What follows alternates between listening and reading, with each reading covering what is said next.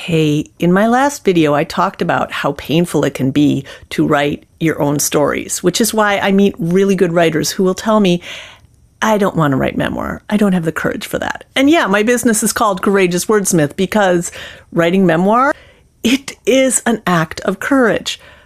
But here's the thing.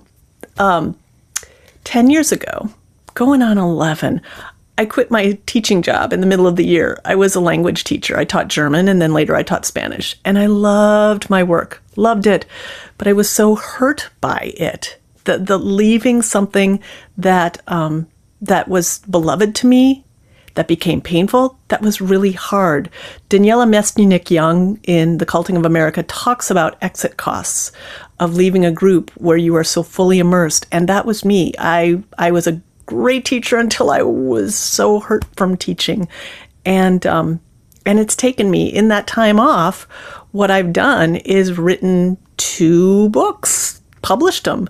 I created my Tiny Altars cards to help other people to move through their stories.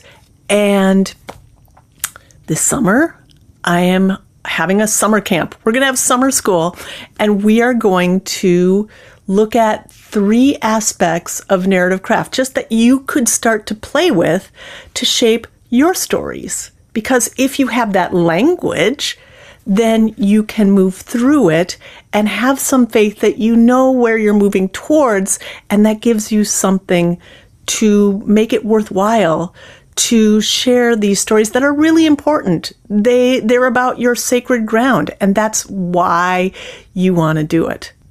And when you have those books and you can put them out there and somebody relates back to you that your story helped them, and like I said, not necessarily the people that you expected, it is surprising and it feels so good, and not in a puff you up kind of what a great person am I, but just like, oh, wow, that's a thing I did that made a difference.